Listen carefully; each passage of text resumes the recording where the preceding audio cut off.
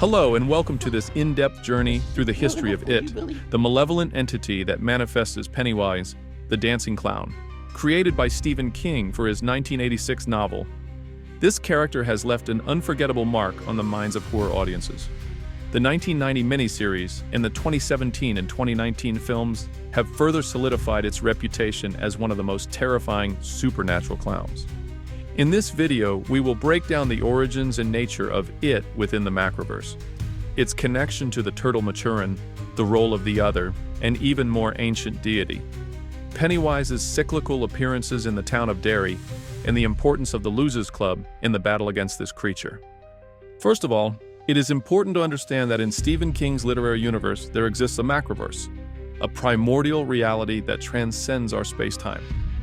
According to most interpretations, within this Macroverse resides a supreme deity, simply called the Other, who either created or allowed the existence of two opposing forces.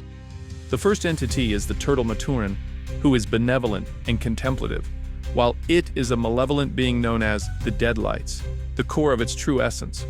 While Maturin takes on an almost entirely passive role and rarely intervenes in earthly affairs, It emerges as a force of destruction and chaos, capable of spreading across different universes in search of sustenance.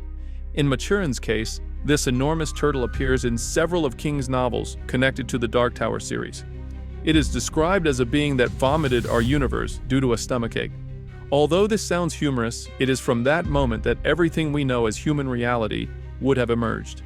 Maturin by nature is kind and rarely interferes in battles against evil.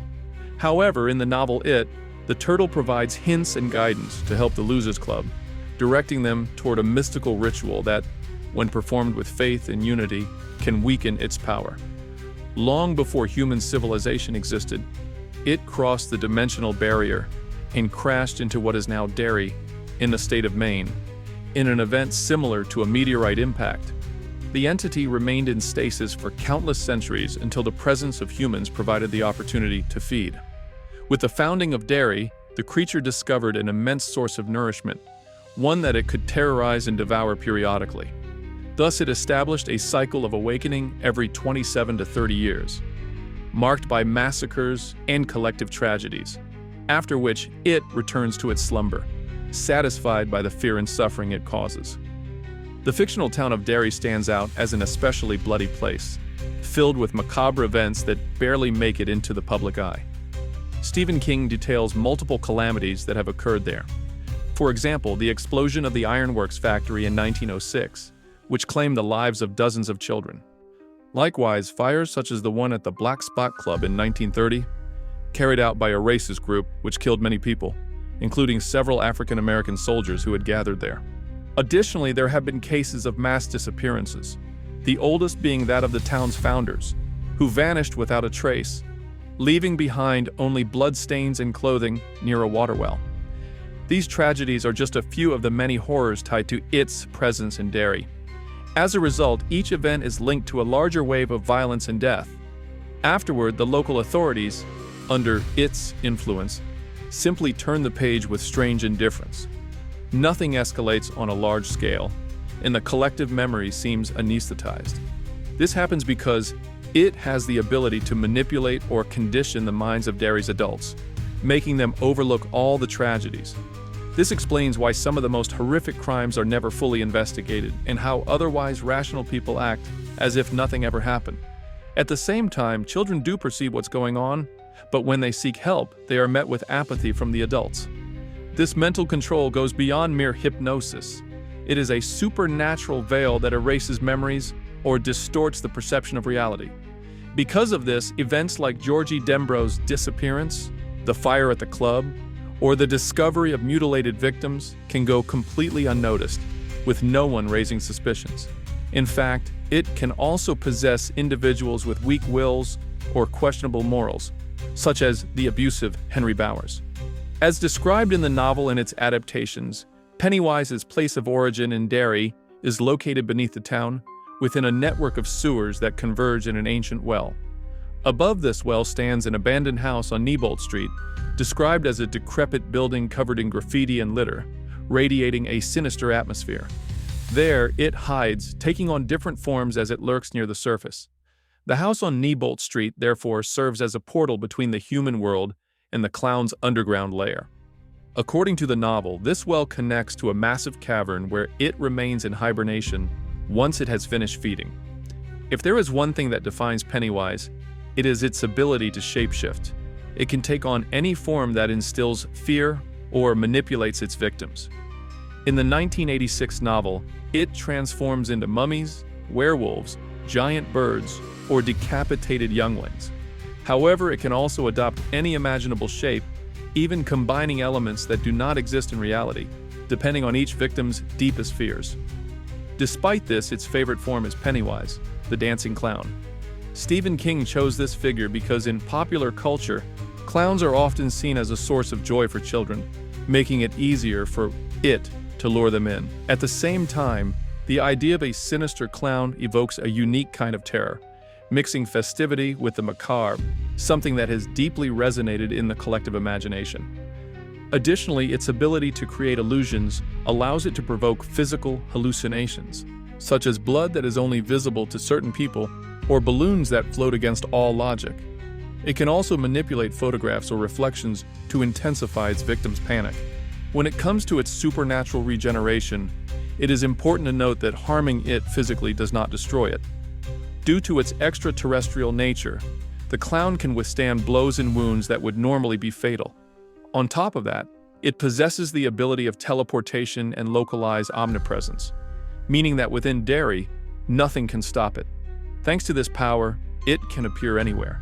In schools, in the streets, in the sewers, or even within old photographs. Stephen King was partially inspired by the real-life serial killer John Wayne Gacy, who worked as a clown and committed horrific crimes against young boys. In the 1990 miniseries, Tim Curry was the first to bring Pennywise to life with his colorful costume and playful, yet menacing demeanor. Later in the 2017 and 2019 films, Bill Skarsgård portrayed a darker, more stylized version of the character, incorporating Victorian elements in his costume and blending childlike facial features with unsettling, piercing stares and unnatural movements that made his interpretation especially disturbing. But even though the image of the clown is iconic, it is not truly a humanoid being. According to the novel, its true form consists of the Deadlights, supernatural orange-colored lights that can drive anyone insane or even kill them instantly if they look at them directly. For the human mind, the spider-like form described in the climax of the novel, also seen in the movies and the miniseries, is merely an approximate interpretation of its cosmic and incomprehensible true nature. The primary purpose of it is to feed and survive. However, consuming human flesh alone is not enough. It also requires the fear of its victims to fully nourish itself. The purer the terror a person feels, the more appetizing they become for the creature. That is why children are its preferred prey. Their fears are simple but incredibly intense. Beyond simply hunting, it displays a twisted sense of humor and takes sadistic pleasure in its appearances. It plays with illusions, takes advantage of childhood phobias, and emotionally manipulates its victims. It even mocks their traumas, exaggerating their guilt or weaknesses, such as Bill's stutter or Eddie's hypochondria.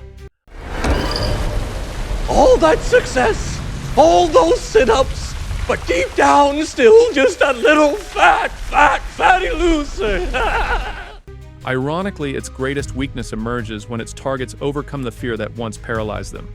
In other words, if children or even adults unite and face the entity with courage, its power is significantly weakened.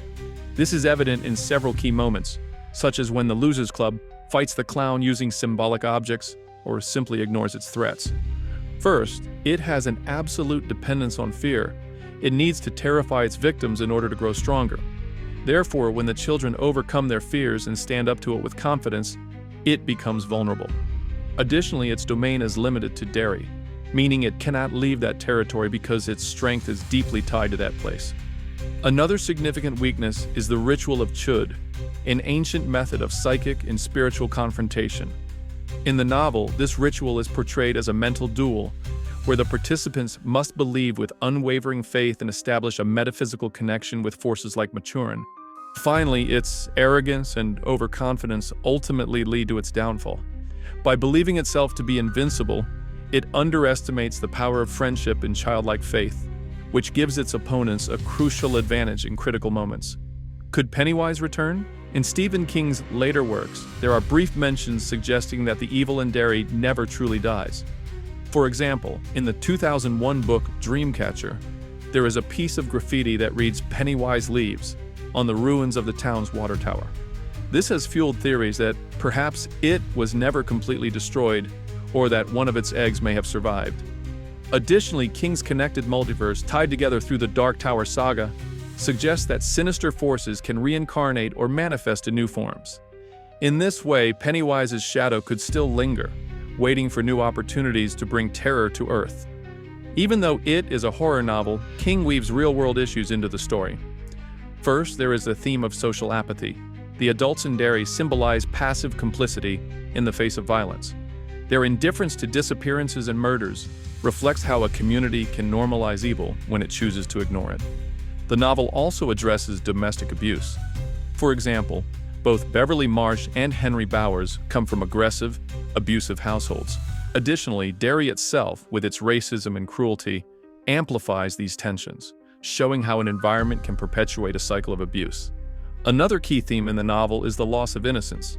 This is reflected in how, as children grow up, their memories of Pennywise fade away, almost as if it were part of a trauma that the mind tries to repress.